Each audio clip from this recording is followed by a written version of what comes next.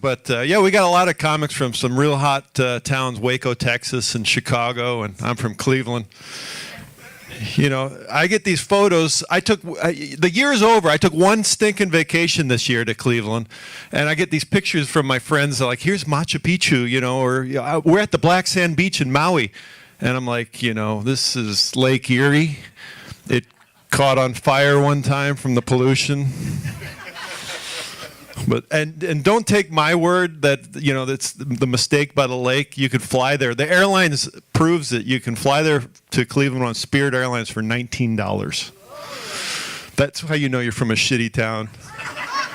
And to get the hell out, it was $379.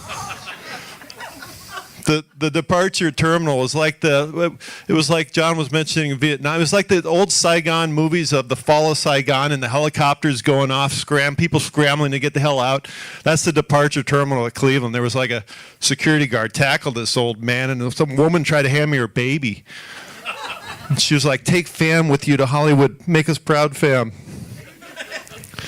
Actually, a friend of mine, Tom, said, "Hey, Mike, try that joke with an Asian accent." So I did at UCLA. Tom is not my friend. But yeah, from Cleveland, I went back for a wedding. The highlight of the wedding for me, I was in charge of fireworks, and you can buy like industrial quality fireworks. I knew they were going to be good because when it shot off, it was like an Iranian, you know, grenade launcher. And the guy that sold it to me had 3 good fingers on each hand. But they subsequently asked me to leave the wedding. I'm not the only one, though. Who else left Cleveland for L.A. recently? Basketball player, 6'9", LeBron, right? But when I was a kid growing up, I mean, we were awful at every sport, baseball, football, hockey. You didn't win anything for 50 years, 60 years, 6 decades. We sucked. And when I was a kid, the only sports hero I had was this guy named Joe Charbonneau. And he was a rookie of the year in baseball, but Cleveland loved the guy because he could drink beer through a straw in his nose. This is a true story. He could open a beer bottle with his eye socket. My mom liked that one.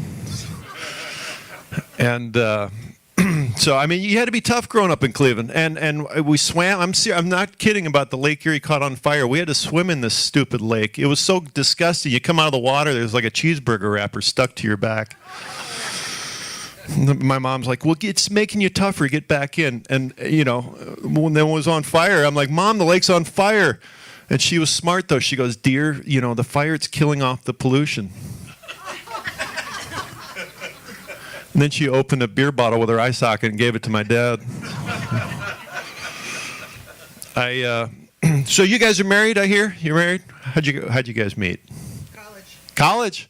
That's exactly where I met my wife, in college, and it was kind of a romantic story. If you want to hear it, she was working in a restaurant, and I waited for her shift to get off, and I hit her in the head with a brick and dragged her to my basement. So it's before the Me Too movement. All right, cut me some slack. I was telling her it was cold outside, baby, you know, and I saved her life. So that was a current event joke. No, we've been married 29 years. It's a long time. Thank you. Warm crowd here in Burbank. Well, she looked at me the other day and she said, "Are you even listening to me?" That's what I thought. I thought also that was a weird way to start a conversation. So, yeah. Got 3. Thank you for the delay reaction on that. I got 3 kids, though. Anyone here middle children? Middle children? Yeah, middle children. Your brains don't act normal. My son told me that he was going to learn to drive, but he didn't learn to drive till he was like 18. He's a very safe kid. He's never been in an accident, but a lot of cars behind him have. And he told me he was going to Bible college, and I'm like, sweet, you know, it's going to save me so much money. I only got to buy 1 book.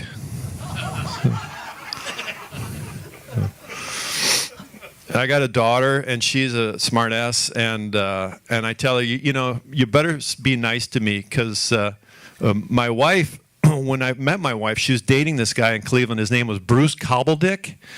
This is a real name. You can't make that. He actually ran for political office, didn't win, don't know why. And I tell my daughter, whose name is Nikki, I says, Nikki, you just start being nice to me, because if it wasn't for me, your name would be Nick Cobbledick. All right, guys, my name is Mike Hughes. Thank you for coming out supporting live comedy.